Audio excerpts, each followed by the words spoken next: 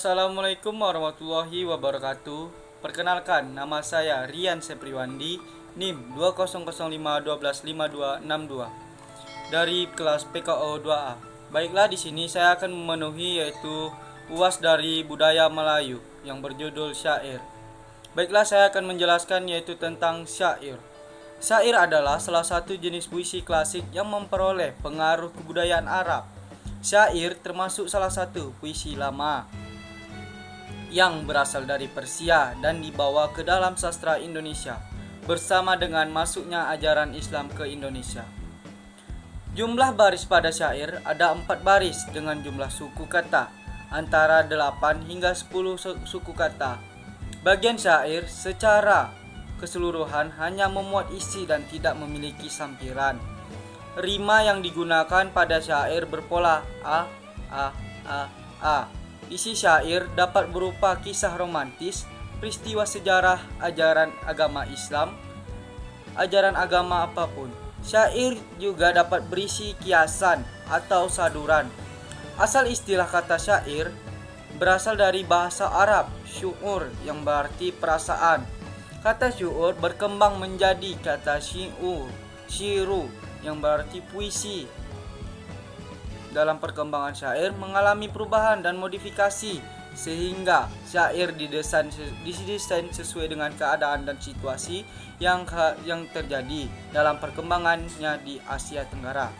Syair tersebut mengalami perubahan dan modifikasi sehingga menjadi khas Melayu. Tidak lagi mengacu pada tradisi sastra syair di negeri Arab. Penyair yang berperan besar dalam membentuk syair khas Melayu adalah Hamzah Panzuri dengan karyanya antara lain syair perahu, syair burung pingai, syair dagang, dan syair sidang fakir.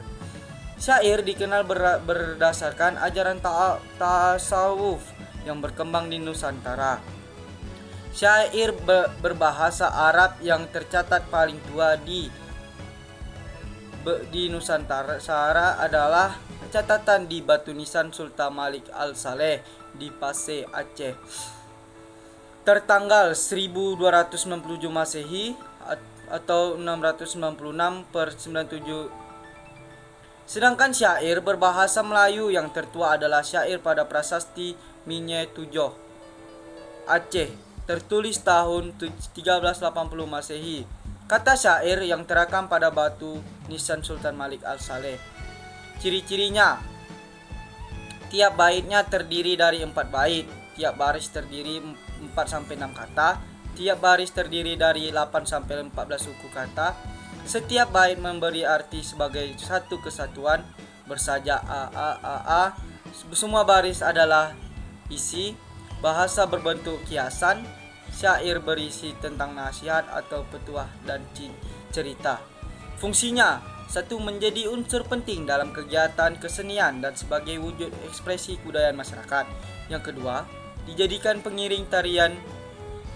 sebagai sarana hiburan karena sering dilantunkan dalam majlis-majlis tertentu secara rutin dan dalam upacara adat perkawinan. Yang ketiga, dijadikan pengiring tarian di daerah tertentu. Yang keempat, dengan kemerduan syair yang dilantunkan sebuah ajaran, nasihat dan petuah akan memberikan kesan mendalam dan dihayati sebagai suatu kebenaran dalam hati pendengarnya. Kriteria bahasa dalam karya sastra, media komunikasi utama digunakan adalah bahasa. Jenis bahasa yang digunakan dalam karya sastra adalah bahasa sastra yang memiliki kekhasan tersendiri. Pengguna bahasa sastra dapat menyampaikan sifat fonetis, formologi, dan sintaksis sastra. Dalam kajian sastra, penyimpangan sosial merupakan bentuk kebebasan penyair. Gagasan dalam syair, gagasan berperan sebagai salah satu batin penulisnya. Gagasan dalam sastra dianggap sebagai fakta atau perorangan. Penanaman ini dilandasi oleh penggunaan gagasan yang benar-benar pernah terjadi dan harus diterima sebagai kenyataan. Keseimbangannya di dalam syair berbentuk pengulangan yang bunyi yang sama pada setiap akhir bait pada keseluruhan syair. Bentuk keseimbangan di dalam syair yaitu pola irama atau musikalisasi.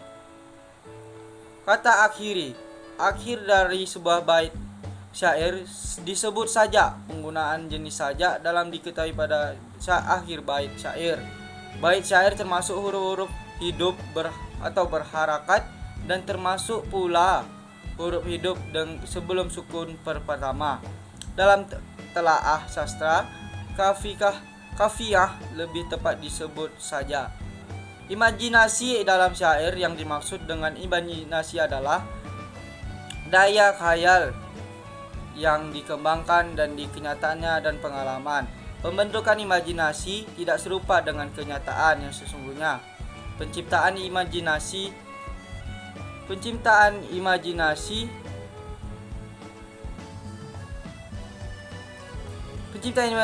didasarkan pada situasi penulis yang mengacu pada perasaan pribadi. Prosa pada dikatakan sebagai syair jika memiliki daya khayal yang indah. Imajinasi di dalam syair lebih mengutamakan keindahan isi dibandingkan keindahan saja berdasarkan isinya. Syair drama merupakan syair yang dibuat untuk dipentaskan di atas panggung. Isi syair menggambarkan keadaan yang objektif. Jumlah bait pada syair drama tidak terlalu panjang karena keterbatasan waktu dan tempat pementasan. Syair drama merupakan perpaduan antara syair, cerita, dan syair lirik. Syair disajikan dalam bentuk episode yang disusun dengan runtut. Penyampaian pesan dalam syair adalah memerlukan peran aktor untuk mengungkapkan perasaan kepribadian yang berbeda. 1. Syair panji adalah syair yang menceritakan peristiwa, kondisi keadaan, situasi ataupun orang-orang yang hidup di dalam istana kerajaan. Yang kedua, syair kiasan. Syair kiasan adalah syair yang menceritakan tentang perumpamaan terhadap kejadian tertentu. Contohnya seperti bagai ini di dalam keladi, yang artinya adalah tentang kepribadian seseorang yang tidak memiliki pendirian atau prinsip sehingga hidupnya tidak menentu. Syair burung nuri karya Surta Barodin. Paksi sumbangan konon namanya, cantik dan manis sekalian lakunya. Matanya intan cemerlang cahayanya, puruh gemala tiada taranya. Terbang simbangan berperi-peri, lintas di kampung Bayan Johari. Terlihatlah kepada putrinya Nuri, muka cemerlang manis berseri. Simbangan mengiring ke atas gela, sama berjumpa mata, berkobaran arwah, leberlah cinta, letih dan lesu rasa anggauta. 3. Syair romantis. Syair romantis adalah syair yang berisi tentang percintaan, perasaan cinta, dan kasih sayang ataupun kisah cinta. Syair bidadari.